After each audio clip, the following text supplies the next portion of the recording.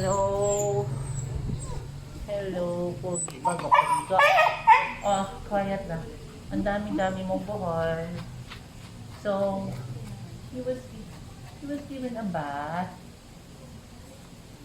And he's going to be discharged today. Okay. The kiss. Yeah. Good. Boy, Pogi. Hindi pa sa pakonte. Wait, no, don't turn after the cat. That's not a cat. That's Chestnut. Chestnut is not a cat. He's small. He is smaller than a cat, but he is not a cat. No, come here, Mr. C. So he's better now. Good for na. Uwi ka na. My God, lalo ka kay Lolo Buddy. Haharangan natin si Lolo Buddy kasi kakagasitan. Yeah, I know.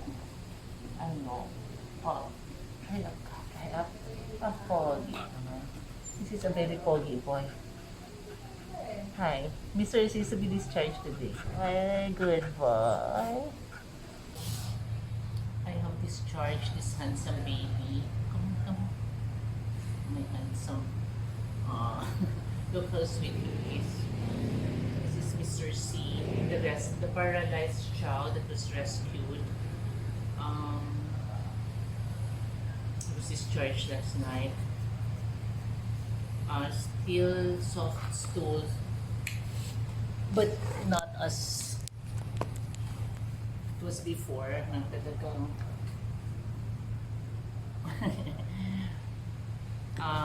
it's not yet as solid as should be, pero hindi na ganun ka severe diarrhea. Severely matted siya. Ito, the whole area, this part has been cut off na. Kasi ang grabe yung mats. Buhol na siya. Grabe, lalaki ng buhol. Also, this sa side ng ear, ito yung problema ko. Akala ko tumor. But this is like buhol. It's matting. Nagmatting yung fern. So, I have cleaned him up kanina. Kasi he tends to step on his poop or sa pee niya. So, kailangan natin malilinisin. Marami pa nagtira. Although sa grooming kahapon, they try to remove as much as they can. Yan. Ang lambing-lambing naman ng bata na to. You're so sweet. Yeah. What do you want? You want kamot-kamot? Yes, you want kamot-kamot. Ang pogi-pogi. And he likes kamot-kamot. Have kamot-kamot ka. Show them how cute you are. Show them how cute this baby is. Oh, is that you? Are you looking at yourself sa camera? Yeah. Ito, this one. Tanggalin natin mga buhol mo. Meron pa konti. Ayun, oh. We have to remove this. I think we will do a close. No, I will try not to clip. Or just scissor lang. As much as I can.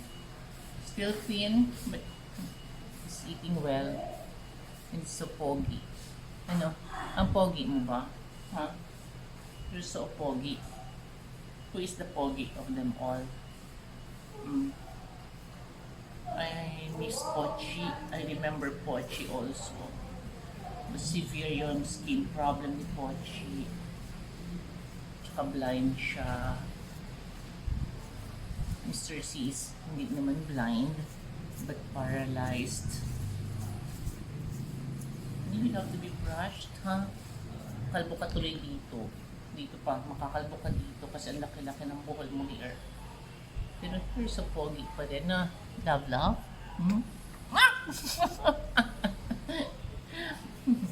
Sige na.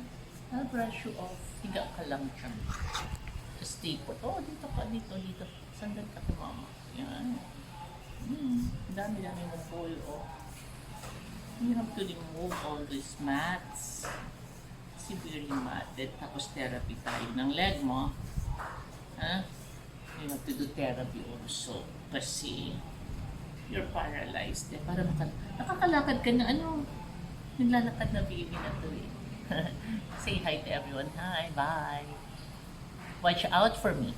Watch out for Mr. C as he grows better, healthier, And we'll be able to walk soon, right? Bye-bye.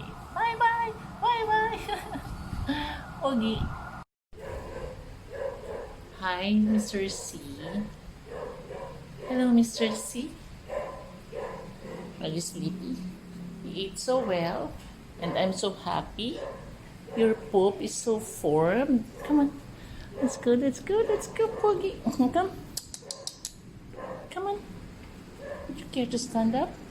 Let's try some therapy, honey. Therapy tayo ni Mama. Try to stand up. Up. Up. Okay. You have to make this ball. Step on it this way. Maybe a splint will help. Let's see. Okay. That's it. Bend and stretch. Bend and stretch. Bend and stretch.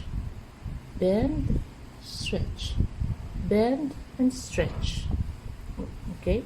Step with me that way. Bend and stretch. Stay. Stay, honey. Okay, you're standing up. Good boy. Good boy. Good boy. Would you try to walk? Try to walk. Oh. Oh. Walk some more. Come on. Try to walk without falling down. Come, baby. Come, baby. Oh, standing up and walking. Ah, good boy. Good boy, see baby. Good boy. You're a good boy. Are you going inside? You go inside? Good boy. So we have a problem with the paw and the leg. It's bent. It cannot be bent. He's trying to step on it, but okay, he's coping. So maybe we have a chance. You're going to sleep now, baby? Good boy. You're a good boy. Good boy, honey. You're a good boy, honey. No? You're a good boy. There's no cat. He hates cats like most chows do. Good night. Just go to sleep, baby. You go to sleep. Fell asleep. Okay. We have to demark another big chunk. The side of the ears. So it's quite tricky and dangerous because it's already attached to the skin.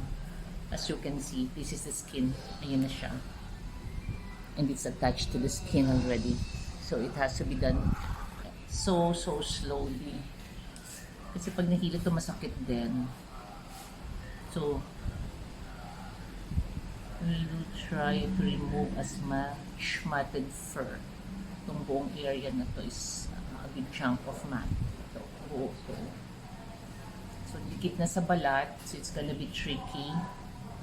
So we have to find demarcation between the skin. Ayun yung skin. We need to see closer. Ayan. Ito yung skin, ito na yung mat. So trying to loosen a little bit para makapass through yung scissors. Ayan. You have to do it slowly and little by little kasi baka magupit ko na yung skin niya. Ang nipis pa naman ng skin sa ear area. Ayun mo. It's really